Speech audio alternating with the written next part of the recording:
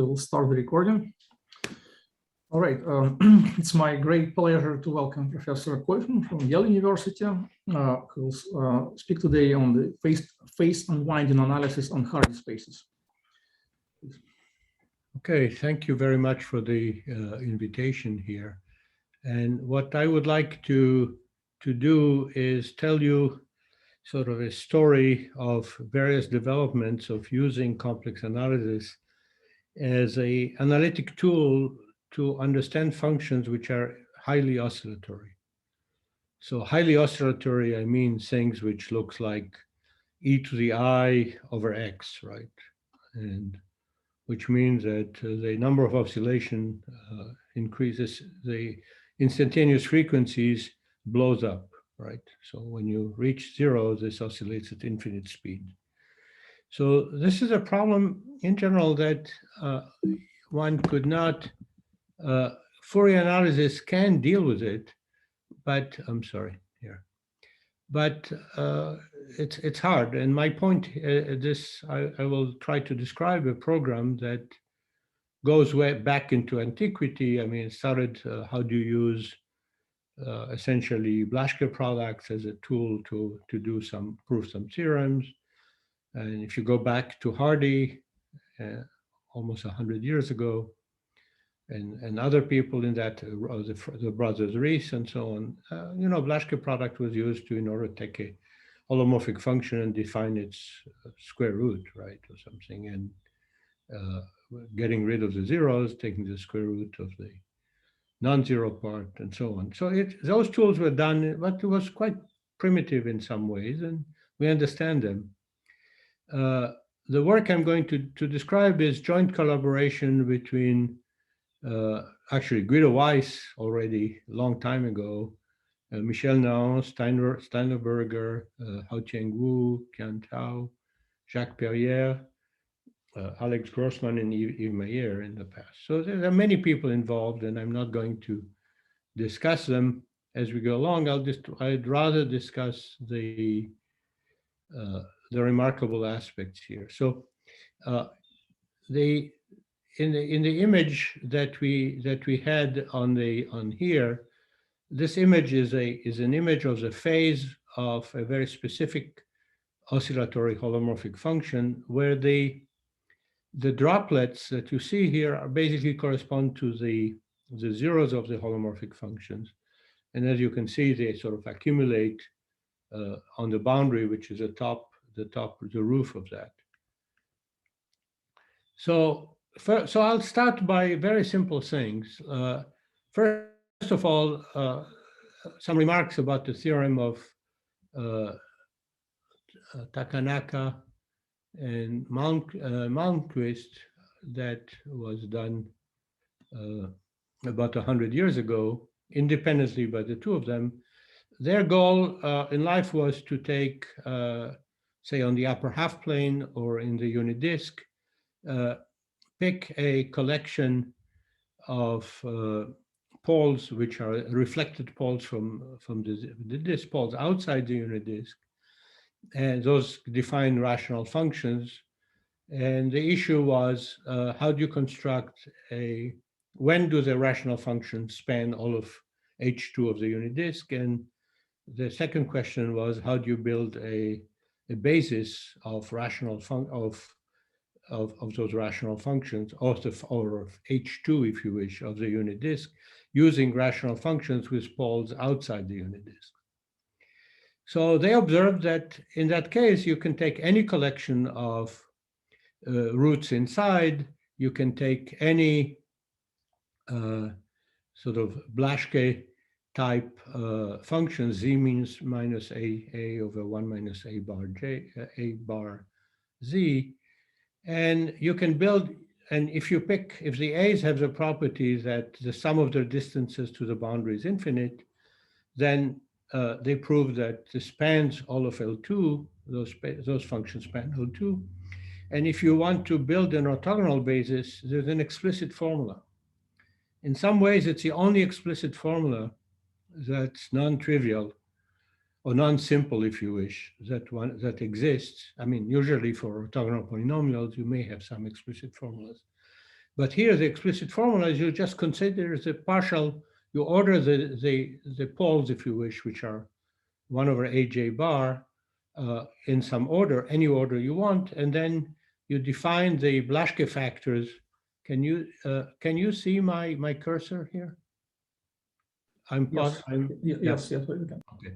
So you basically define a partial Blaschke product, which is a product up to n. So you order them in some order, and you get functions b and z, which you normalize to be, say, in norm 1 in L2, if you wish. And then those functions give you basically an orthogonal basis of the disk. I would say even more. You can do the same thing in the upper half plane. Then the rational function, if the points are zeros in the, I'm sorry about that, this bounces on me all the time. If the points are zeros of a holomorphic function in the upper half plane, an bar are zeros, an bar are zero in the lower half plane, are poles in the lower half plane, and the an are zeros in the upper half plane. The function you get are the kind of functions, basically just take a Blaschke product up to n, and you get times this, you get basically a basis of rational functions. Now, of course, it depends on the order that you pick. And so the order makes a big difference. It depends on the zeros that you pick and what they do and so on. So I'll try to show you that one can really have some organization in all of that, which goes beyond that. Not only that, that this idea of the basis of Malmquist Takanaka is incredibly powerful to do Fourier analysis. In fact, it's a generalization of Fourier analysis, which is sort of a time frequency analysis. And if you ask the question is, okay, what is the meaning of, take a holomorphic function, what is the meaning of a fix of the Blaschke product of that holomorphic function? Like this theorem that I'm saying here, you have f, you factor it as b times g. B is a Blaschke product of all the zeros of the holomorphic function, and g is a function which has no roots inside the unit disk. If you ask the question, how do I interpret B, which is essentially nature given by nature or given by God or by whoever, it's a completely natural object. What does that object actually see inside in the structure of the boundary function f on the circle, right? And you will see it's some sort of a musical transcription of the boundary function. And in some ways, I was quite surprised. I was very surprised to discover that, nor surprised to understand that you can use a computer extremely effectively to use it to actually see how well you can actually process functions and what you can do with them. And you will see at the end of the talk, when we start to combine all kinds of properties, miracles of holomorphic analysis, a lot of things are getting revealed. So what the key, if you wish, the door to apply this as a tool in computational complex analysis or computational Fourier analysis was provided by a little paper written by Mary and Guido Weiss in the early 60s. It's not so easy to find it, but the reference is here. The paper basically tried to derive the Blaschke factorization without finding the zeros of the holomorphic function and without even constructing it. In fact, get the whole Blaschke product in one fell swoop. And it's quite obvious. I mean, I would not be surprised that many people have observed something like that, because you take the holomorphic function, you consider it's supposed to be b times g. So if you consider it absolute value, it's the same as the absolute value of g. And since g doesn't have any zeros, the log of the absolute value is a harmonic function whose conjugate harmonic function will be the conjugate, g is an exponential. And so basically the log of f will give you the real part of this of the log of the exponential. And the other thing, the conjugate function of that will give you the other one. So the usual Herglotz formula tells you that you can represent G as essentially the Herglotz integral of a measure on the circle. So this is all classical stuff going back, as I said, at least 60 years. I mean, their paper is 60 years old. The other thing is 80 years old. So now let me just show you that how this thing really is a generalization of Fourier series. And in fact, so let's return to Fourier series. You all know you have a function. You can write it as f0 plus f of z minus f0, which basically, fz minus f0 vanishes, so you can factor it as z times f1, and you can take f1 and write it as f1 of 0 minus f1, you can write it f1 minus f1 of 0. So you basically get that f of z is f of 0 plus z times f1, which is f0 plus z f1 0 plus z squared f2 0, etc. So you get the whole power series like this, essentially trivially, which is really the Fourier series of the holomorphic function. This is on the circle here. So continue, so you get the Fourier series simply like that. But you can do this, the thing a little bit different. You can take f of z, take the function fz minus f0. You may want to factor it as b1, which carries all the 0, and g1, which doesn't vanish at all. Then you can take g1 and write it as g1 minus g1 of 0, and g1 of 0 is a number, which is non-zero, and g1 of 0 minus g1 of 0 is itself a Blaschke product of g1 it has a Blaschke product, which is a b2 times a g2. And you keep doing that. So you get an expansion here. Started with f, you get an expansion of f as a g1 0 times a first Blaschke product, then a g2 0 times the second Blaschke product, a g3 0 times the third Blaschke product. So all of those functions are functions of modulus 1. It's very easy to calculate and see that the phase of those functions is increasing. So it's an increasing phase. It's like a generalized frequency or generalized phase of an oscillating object. And the frequency is every time you see the phase of that adds to the phase of that. The phases sort of add up gradually. If you collect 1z at a time, the phase is 1, 2, 3, etc. You get Fourier series. Here the phase is phi 1 plus phi 2 plus phi 3, etc. as you go along. Okay, so this is, okay, now not only, so this is nice and would not have been possible if it were not for this observation by Mary and Guido Weiss that you can compute the functions g by basically just a single Fourier transform, right? You take the log of the modulus, you project it into holomorphic function onto k positive, and you get a function p plus, and g is just the exponential of p plus, right? And then you can define b as f divided by g. So this is formal, and it raises all kind of issues that one needs to deal with, and that's it. In any case, the statement is that any function f can be written as a sort of generalized Fourier series with a monotone phases, right, of the various terms. By the way, those functions are all orthogonal. Okay, the reason they are orthogonal has to do with the fact that, well, it's sort of the same idea in the Malmquist-Takanaka basis.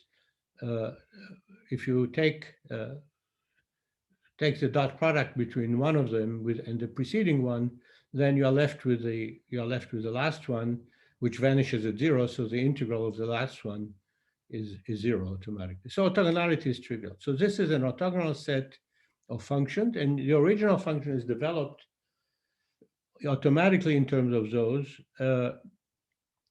The phases increase the oscillation increases very rapidly.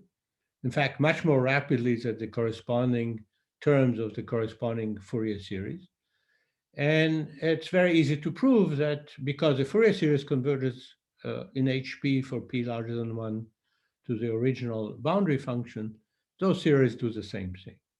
You can prove it in all kinds of function spaces. We did some stuff on Dirichlet spaces in which we integrated with more detailed geometry and some ideas of Carlson.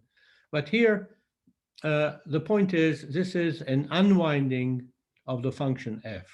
Okay, so this, we call this an unwinding decomposition. Actually, this construction was introduced by my student Michel Naon about, I don't know, 25 years ago, something like that. And Tiao invented it independently. So this was invented. Several people observed this, that this could be done. And it was quite exciting. So the issue is, what do you do with it? So here's just some simple examples, right? So the phase is the oscillation. And here what we took is a function which in the complex domain looks like that. And so it has oscillation on a small disk, on a small radius, and oscillation over there. So the real and imaginary part, you see them here. If you look at the phase of the Blaschke product, then it's exactly that. The phase of F looks like that, or the Blaschke product looks like this. So, and on the other hand, the function G is staying away from 0. So 0 is out here. I'm sorry, 0 is out here, G is here. So that's not particularly exciting, except that you see what happens. I'm sorry, let me go back. The real part of that function is basically the same oscillatory, the same oscillation, but you basically uniformize the module in here. Now, you can be a little more ambitious and basically put some noise on that function. And then you see what happens. Same thing happens. But the beautiful thing is that the Blaschke term, which is the one at the bottom, does not see the noise. All the noise is sort of multiplicative in nature. It's all carried by the G. And the nonlinear Blaschke term basically is a very pure sound by comparison. Here is an application of, again, you have a superposition of two different things which have different structures, and you can basically peel them off. So the one at the bottom is what you have, and the two terms of the first term and the second term basically decompose it into, this is what you get, okay, in this thing. In general, you can interpret this construction as saying, well, I'm taking a function, I'm projecting it on the space orthogonal to the first Blaschke term, and keep on doing that. So there's a geometric interpretation in terms of sort of a nested sequence of subspaces of Hardy. So you take B1 times H2, and then B1, B2 times H2, B1, B2, B3 times H2. Those spaces are subspaces of each. So you have H2 and a subspace of H2, which is the subspace having B1 as a factor, and then the next one. So they're nested subspaces. Okay. If you look again, this is just to this. By the way, this talk is a version of the talk I gave, sort of a general audience with Fourier analysts and others about before the pandemic, and then it has stayed, and then things developed further. So if you wish, the phase of the Blaschke product of this function reveals to you exactly where the zeros are, right? I mean, you see the phase changes when you every time you do a rotation around the zero, and so every one of those points corresponds to the zero of the holomorphic function that we fed in here. if you look at what's happening, the function is explicitly written, and you can just read the caption. You will see exactly what the zeros corresponds to, and you can do it directly. This is pretty stable on that level. In medical, this has a lot of applications in understanding a subtle variation of oscillations in medical signals of different kinds. And so Haotian Wu, who is a applied mathematician in Duke at this point, is also a medical doctor. So he's extremely interested in getting precise evaluation of change of the components of a complicated signal that you could be an EEG signal, could be a breathing signal or heartbeat signal. And small variation of that measured precisely are extremely powerful diagnostics that one can have. And here's an example which was actually done about 12 years ago by Dennis Healy, where the goal was to measure the velocity using Doppler, measure the velocity of blood flow in your artery by ultrasound. So the way it goes, you basically transmit a pure sine audio signal, and you get a return from the particles of the blood. You get a return which is, some of them accelerate away from you, some of them go towards you, which is, so there's a shift in the phase of the return. So you send in a constant phase, a constant oscillation, and what you get is a variable oscillation, which depends on the velocity of the returning particles, on the bounce from the particles that are moving. And so normally when you do this by conventional Doppler, you get this curve which is quite outside the range where you expect of precisions that you want to expect. It's constant. You want to understand the constant response for that. And you don't get it.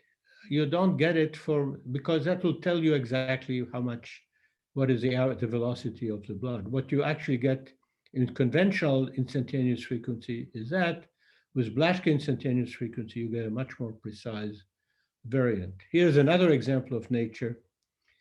You all heard about the gravitational waves. They come in because you have a black hole, and the waves coming out are essentially like oscillating faster and faster as they approach the hole. So the oscillation of the signal that you get is somewhat like this, like the one on the left. And what you want to do is recover, actually find out that you actually measured that. So this was measured at two different gravitational sensors at two different locations in the country, and the issue was to match them together. It was done by a lot of hard analysis, hard work on understanding local Fourier series of that signal.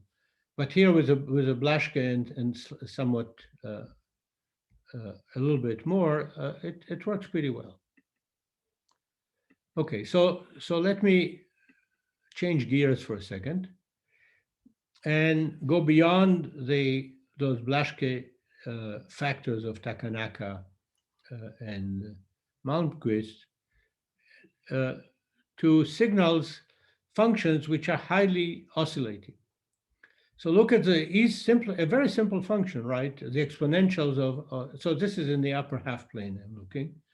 You look at no, it's in the disk. So I'm looking at the exponential here of -2/1 minus z. And I'm sorry about that. Somehow it bounces. Okay, I know what I have to do. Okay. And you see this exponential is really e to the I 1 plus cosine theta divided by sine theta. So on the circle, that's the function that you have. And as theta tends to 0, this oscillates faster and faster. The derivative of that is a function of theta is 1/theta squared, right? So if you wish, the rate of oscillation, which is a derivative of the phase, blows up like 1/θ², and as you approach zero. So it's a function which is incredibly oscillatory. It's a very simple function. I can analyze it very quickly by decomposing the theta interval into intervals of a different size, right? Since I can measure the derivative, so I want to have no more than, say, 5 oscillations per interval. So it'll have to be a sequence of intervals which around zero are accumulate around zero. I can do it by hand, but suppose the function I had was not this function, but I had this function in which some linear combination of these functions where the singularities of the phase are at all rational points, which I can easily have. So I have a function which is incredibly oscillating everywhere at all rational points, and then just working at it, looking at it as an engineer is a complete disaster. So we need to be much deeper in our understanding how to deal with it. So this particular function, by the way, if you compute so we ask ourselves, let's see what the Blaschke product of this function is.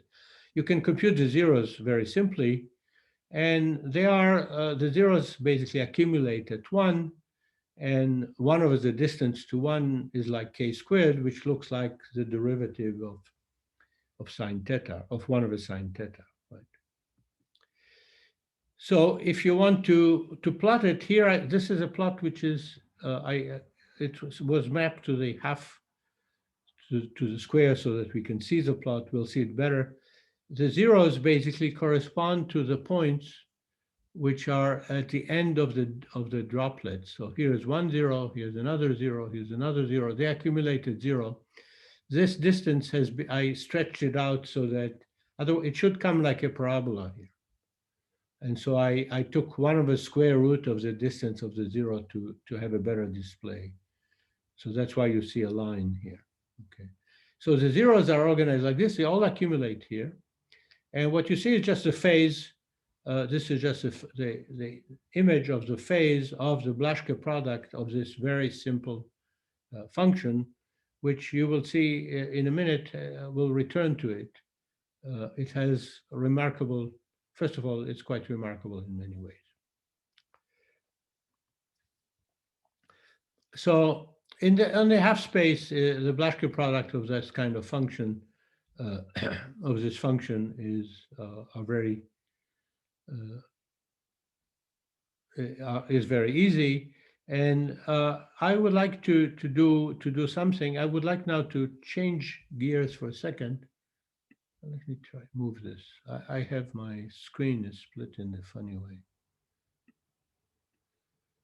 Okay, so what I would like to do is, you see, we have seen I'm returning to the Malmquist-Takanaka orthogonal basis.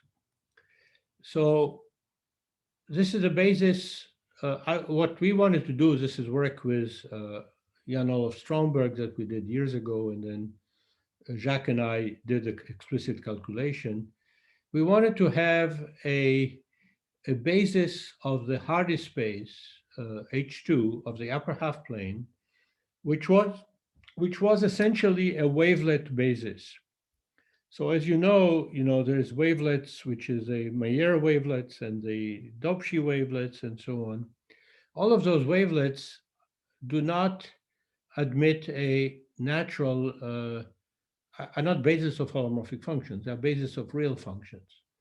And it was thought that you cannot build whenever one wanted to build a basis of holomorphic function, it was clear that there was some obstruction about the rate of decay of the basis and so on. So we decided, let's pick, you want to have a basis which is invariant under shifts and invariant under rescalings by powers of 2.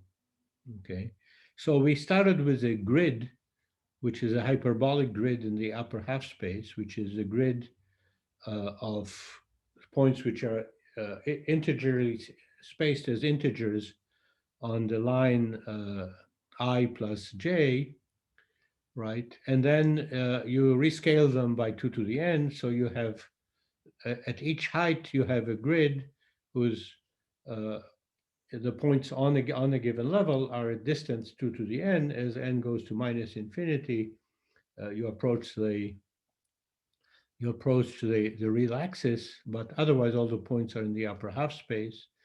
And so obviously the sum of the distances is infinite, so it's quite clear that you can build a collection of a basis built on the rational functions whose poles are in the lower half plane reflected. So the poles will be j at the point j minus I as opposed to j plus I. So you want to build this Takanaka basis, but you see at each level you have infinitely many points, right? Which are all the integers at that level. And so you need to compute the sort of Blaschke products corresponding to a fixed level. And if you go down here, what I'm written here is a Blaschke product for n of all those points corresponding to n equal to 0 here. And you discover very quickly that this is a standard function. So this is the Blaschke products of the collection of zeros at level of all the zeros from minus infinity to infinity. If you want to compute the Blaschke product of all the zeros which are on the left of some point, I'm sorry, let me go back here. On the left of some point of the point 0, say all the zero on the negative axis, or on the, then you get basically a simple calculation that this is given by, again, it's given by gamma of x minus 1 plus I divided by gamma of x minus I. So the sign formula above is sort of a generalization of that. So when you look at the Malmquist-Takanaka basis corresponding to this collection of rational of zeros, or this collection of poles, if you wish, on the lower half plane, then it's actually a classical, almost classical, in the sense that there is a single function phi, which is its gamma ratio of gammas, and then I'm sorry. And then there is another function delta, which is just a product of all the products that you get of every horizontal line above 0. Okay. And so you find out that there is a function phi and a function delta. Delta is only a scale function, and phi is both scale and shift, so that this collection on J and N is a wavelet basis of the upper half space. So now I'm going to show you that this is part of a much more general construction, which is much more flexible than anything that we've seen so far. So that if you do this, okay, the scaling function, you can take holomorphic wavelets would look like every point on this picture will correspond to one of those functions that I have. So what is a general strategy? What is really going on here? And that, by the way, is going to relate things to what I sort of alluded to at the beginning, to neural nets. Okay, so in particular, so take the simplest kind of rational function, which is not just a single linear functional transformation. Take z times 1 minus az over 1 minus a bar z. Okay, so one would like to think of this function as being sort of like, well, first of all, it has 2 zeros, so it oscillates twice around the circle.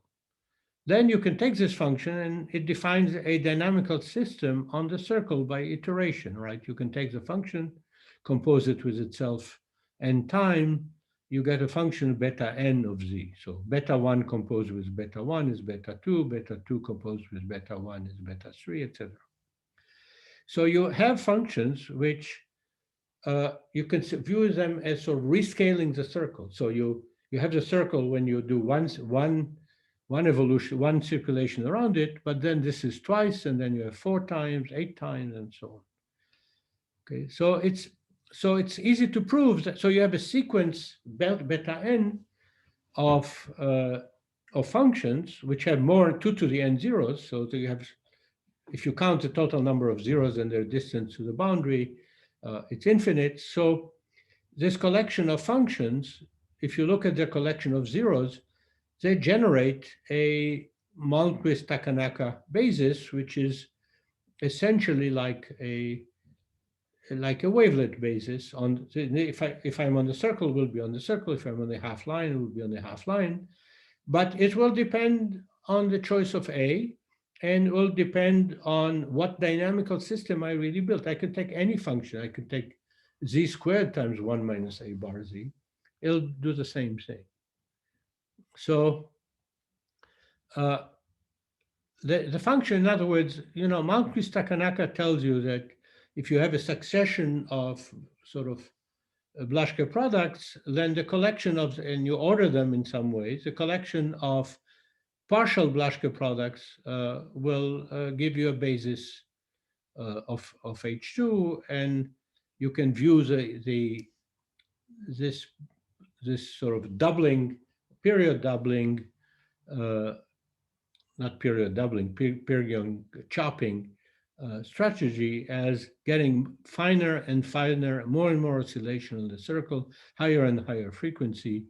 So those particular functions generate functions at different frequencies. So I would like to describe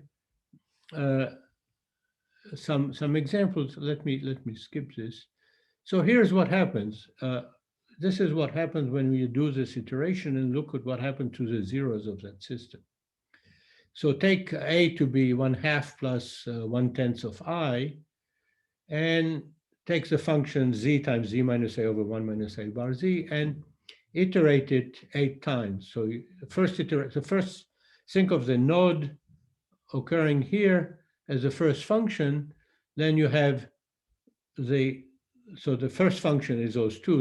This is sort of the parent. There's no 1 0, the z itself.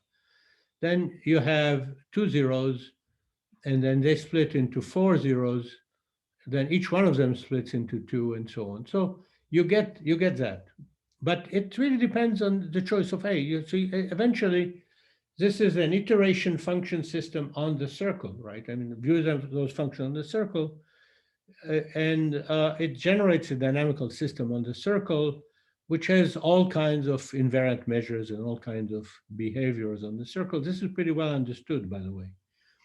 What is remarkable here is that the functions are generated. Each one of the points that I have here can be viewed as giving rise to a basis function. And altogether, this is what the picture you see here is an analog of a Haar basis, not a Haar basis, a wavelet basis here. But I want to go, here is what happens when I start with z squared times, so it's order 3, so I have 3 zeros for each location. So it splits in this kind of structure that you see here, okay? Now, let me continue a little bit, and I will lead to the future. So here, this function is our original function that we looked at before, which was a product on the upper half plane of zeros located at integers at height I above. So the zeros of the form n plus I, where n is an integer and I is above. And so the Blaschke product corresponding to that gives us rise to this function g, okay? You can transform it to the unit disk as a function f, and then those zeros are organized in this beautiful spider-like pattern. There are more and more zeros as you approach 0, and as the distance of the 0 to the origin basically is quadratic. So you see it very well. Now, what happened if I take this function and compose it with itself?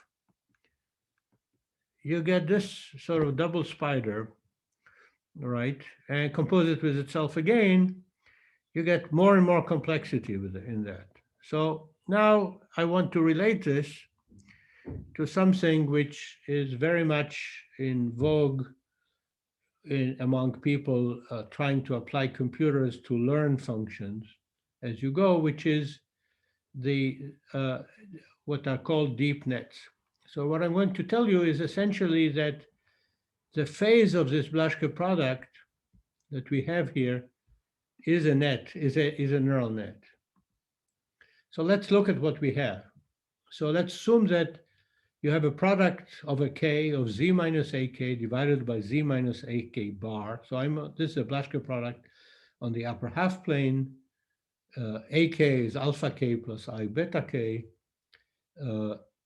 So beta k measures the distance or the rate of oscillation. Alpha k is just a location on the axis, which is a shadow of the zero. And beta k is how far the point is from the real axis. When you compute, so b is a, well, this obviously is modulus 1, so b is e to the I phi. Now, the remarkable thing about phi is that the derivative of phi is very easily computable. I mean, you compute it, it's just a Poisson kernel. Oops, sorry. Okay, it's just a Poisson kernel at the point alpha k, at the point ak, right? So beta k is sort of the imaginary part, and alpha k is the center of the Poisson kernel. So phi prime is just a bump, which is located above alpha k and is scaled by beta k, right? The scaling is beta k. It really should be x minus alpha k over beta k and multiplied by that. So the derivative of the phase is, first of all, that's already a miracle to begin with. There's no reason when you have a function oscillating around the circle, there's no reason for the phase to be monotone. You can go one way and return and one way and return, but Blaschke products have that remarkable property that the derivative of the phase is just a bump. The phase itself is a primitive of that. So the phase itself is an arctangent, okay? So the phase looks like sigma of x minus alpha k over beta k, where sigma is just the arctangent of x plus pi over 2. That's a sigmoid in the language of basically computer scientists. And that particular okay, and what you have here is basically saying that the phase of the Blaschke product is just a neural net with units centered at alpha k and with weight 1 over beta k. Okay, this is just language. Okay, but you see, I'm not an engineer and I'm not a neural net person. This is just what happened. Okay, it just pops out that way. Now, usually this is a one-layer neural net, right? What we did is took, and by the way, if I multiplied by z, it's still the same thing. But so if you take z times 1 minus a divided by z, or z minus z times what, z minus a over z minus a bar, multiply it by z minus I, if you wish. So it will have two zeros, not only at a, but also at I, which is the analog of what I did before, taking z times the Blaschke factor. Then it will oscillate twice. Okay, so if I compose such things, it'll be like what I had before, composition, right? The composition, what happened here? Okay, the composition that I had before generated functions which were more and more oscillatory. Now, when you deal with neural nets, what people do, and that's really the novelty that they bring to approximation theory, I would say, which is they build, instead of having a function phi, which is this kind of bump function, you can think of phi as being just a triangle function, right?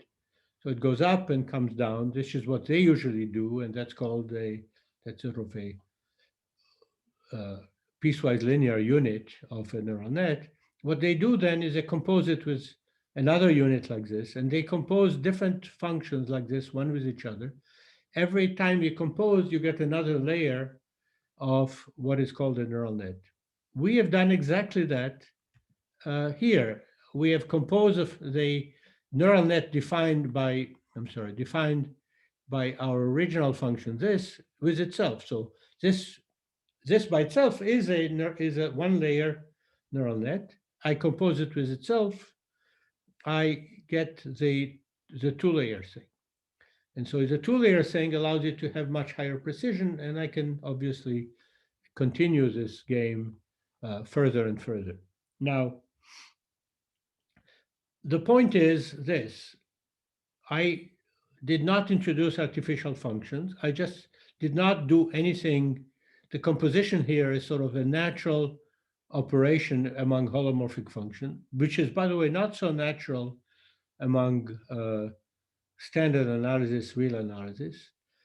And it's quite easy to decipher in some ways using complex function theory in this case. So in some ways, it's a model. What I'm doing when I compose sort of Blaschke factors, if you wish, with each other, I do basically an operation which makes life complicated, but can be organized in a reasonable way.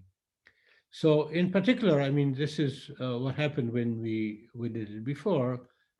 Here you see I took a single unit, which I'm sorry, coming back here, I took a single unit, which is z squared times 1 minus a divided by 1 minus a bar z. And as I compose it, I can, in this case, I compose it with itself. I generate at different layers here, which correspond to the layers of 4 iterations, would correspond to 4 layers of a neural net. Okay, so what you have here is 4 layers of a very simple neural net, and I can combine the different units. I can view them as generating a basis for all functions, and I can combine them any way I want, depending on what I want to do. So what I'm saying is that this is sort of a way of building a bridge between conventional Fourier analysis or conventional signal processing using, say, complex analysis to sort of the real variable methods that people do. They're not methods, they're algorithms, essentially. It's not clear that there are any methods at this point. And the challenge is to exploit the power of complex analysis in order to understand some of the constructions that, and some of the successes, I would say, that neural nets have. And I would say one of the successes that this one has is that it obviously enables me to analyze functions which can have, whose oscillations are singular at any number of points, as long as that I can count them and discretize them, right? I am not aware of any method of Fourier analysis or even adapted Fourier analysis or even localized Fourier analysis that can take a combination of functions like 1 over sine theta that I described before with, or 1 over sine theta minus alpha k, and analyzes e to the I that or whatever, those kind of highly oscillating function and unravel them. So what I'm suggesting is, as a program, is on the one hand to pursue the properties of such analytic tools. On the other hand, there's a certain future magic that I'm looking at this point, which is how to extend that to higher dimensions. In other words, how to use one-dimensional complex analysis as a tool to, say, do what I was doing with Doppler before. How do I do that to get much more precise Dopplers than currently exist when I'm trying to understand, say, the velocity of clouds in some sort of atmospheric Doppler that I do. So the question is, can one actually do that? Is there a way of going from 1 variable to 2 variables or higher dimensions? Again, exploiting and using this sort of incredible flexibilities that exist in one complex analysis. And my point is that I think it can be done.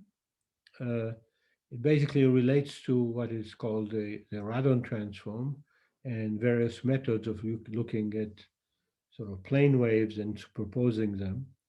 But that's a story that will be next lecture when we have this thing going on in another 5 or 10 years. Anyway, so I'm finished. Some references are here. They're very partial and they relate to people who wanted to be. So Grossman and Morley wanted to build basis for Hardy functions because it was useful to analyze music and signal like that and analyze acoustic signals. Various other people like Eisner and Papp decided to build the sort of Feistinger and Papp build various basically hyperbolic wavelets on Hardy spaces like the one I described, a little bit different strategy and different basis actually.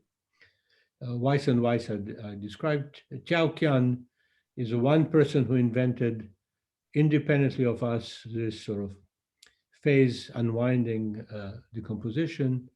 Michel Nau did in his thesis in 2000, 21 years ago, did all those applications of this. And then various other people, Steinerberger and Jacques Perrier and Haotian Wu, and I continued this over the last 4 or 5 years. And I think it's a lot of the power of complex analysis for doing some real world application should not be forgotten and neglected in here.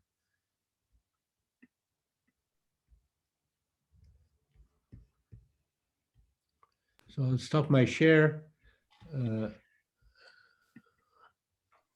And I'll be glad to answer any questions that you have.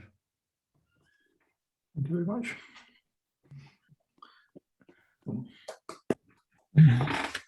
Questions? When you say one dimension and more than one dimension, do you mean complex analysis in many variables? No, I mean complex analysis in one variable as a powerful tool to analyze functions in many variables.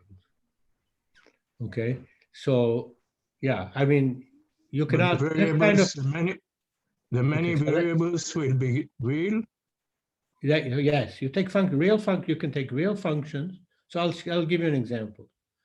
Take a real function in 2 dimensions, okay, and compute its Fourier transform, okay, in 2 dimensions, and pick a direction in the Fourier domain, and restrict and look at the function on the ray starting at 0 going in that direction.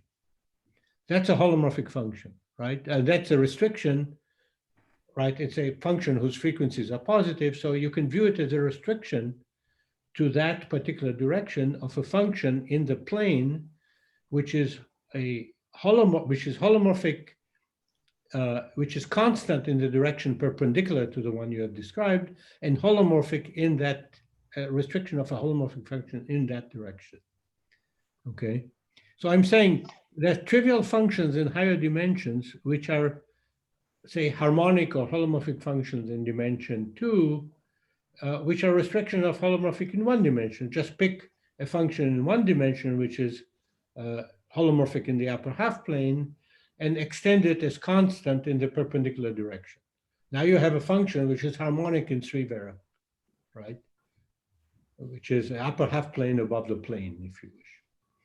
So now the question is, so you can use the properties of the magic of the analysis of that function and superpose it on the different directions to get some joint analysis of the original 2-dimensional function, which is using the holomorphy or the harmonic extension of it in different directions. It's a whole story, okay? I mean, I just alluded to, so this is using the power of one complex analysis to do higher dimensional harmonic analysis, I would say. And the basic theorem, which is sort of well known, is that every harmonic function in the upper half space above the plane, say, or in any dimension for that matter, is a sum of generalized holomorphic function. By that, generalized holomorphic function, I mean a function which is holomorphic in one variable and constant in the perpendicular direction, in all perpendicular directions. And so it's trivially holomorphic of one variable, but it's non-trivially harmonic, for example. Now, if you superpose this on all directions, it's easy to prove that every harmonic function is of that kind. And the question has been bothering actually Guido Weiss and me for many years, is what do you do with it? It's all very nice. It's an observation. It's well-known classical identities and so on. But how do you use it as a tool? And I think we start to have some ideas on how to do those things. But I don't know. The future will tell if I don't die before. And some other people may do it, of course.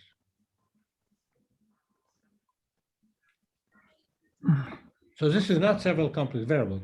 This is several harmonic variables, if you wish, which are occurring as superposition of special harmonic functions, which are real part of special holomorphic function, of one variable. Thanks, but suppose you succeeded doing it, Mm-hmm.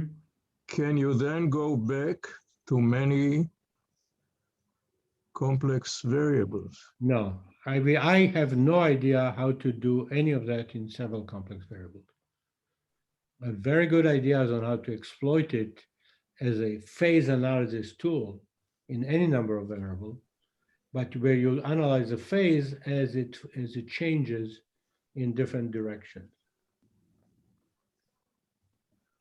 Okay, so no, I don't know. I mean, it's a different story. Actually, Tao Qian has tried he has several papers trying to do this kind of thing. And no, several complex variable, I have no idea. I've tried for the last 50 years and failed miserably to do the analog of Blaschke factorization in that context. I don't know. I mean, you can do all kinds of things, but what good is it going to do, right? What was the name you mentioned now recently? It's in the references that I put in there, Tao Qian. Oh yeah, okay. Yeah.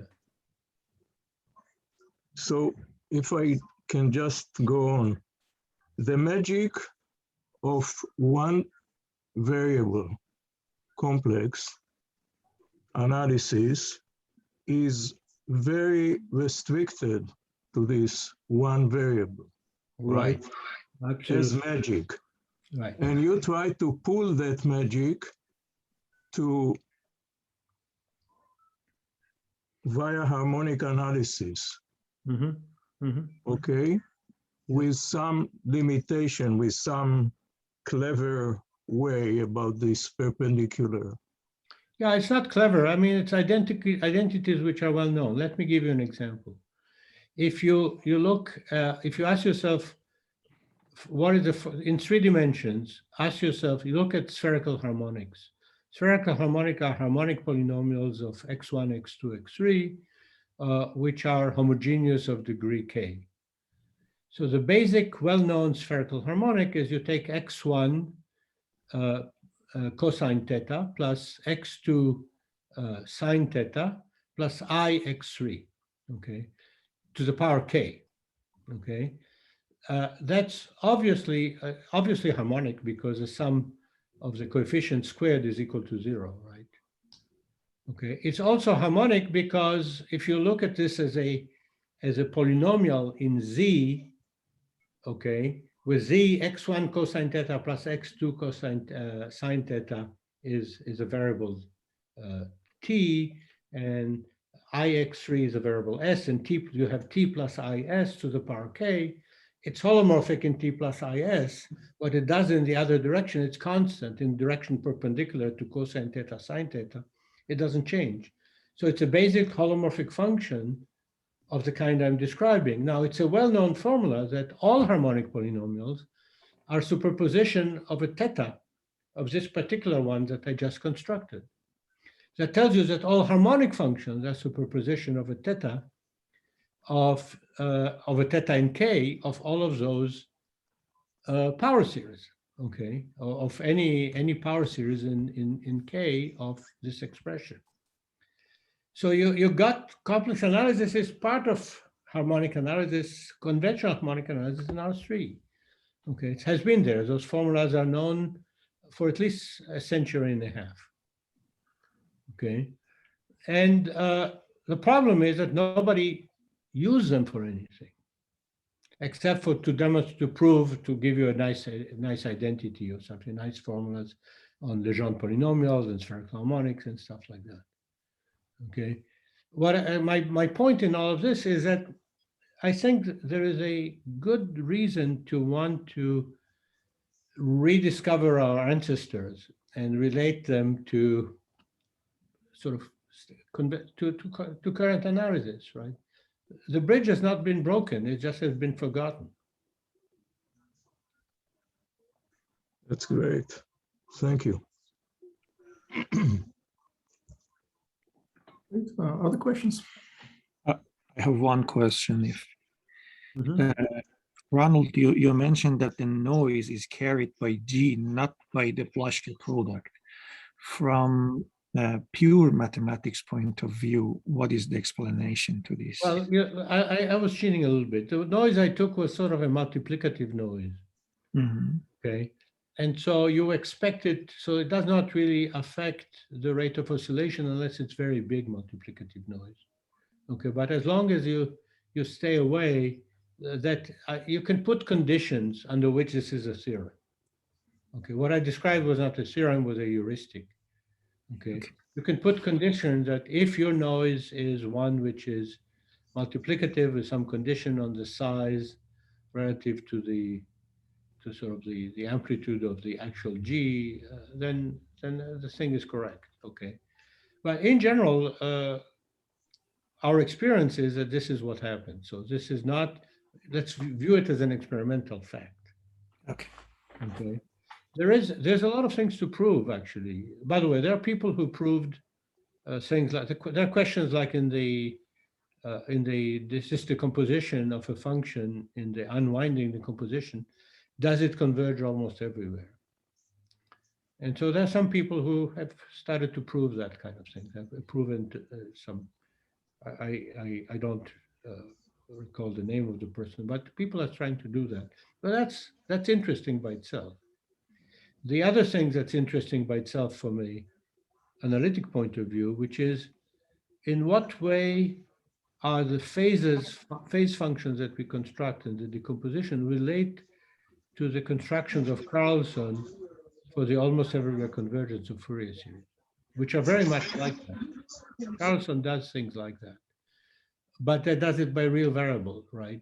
And so the question is, would there be some sort of magical complex analysis proof or semi-complex analysis proof that allows you to organize a function in such a way that almost every convergence is very easy? I don't know that. Thank you. Other questions? So did I send you the PowerPoint for this thing? By the way, this talk, I should have said, is an archive. I mean, the paper describing that most of it is in archive. I mean, it was the last few months or something, so it's relatively recent. I appreciate if you send me the transparencies of this talk. Okay. Thank you. Okay, sure. Thank you. Okay, well, thank you for the invitation. That was good. Thank you. All right. Keep me posted if you have any ideas. Sure. Thank you.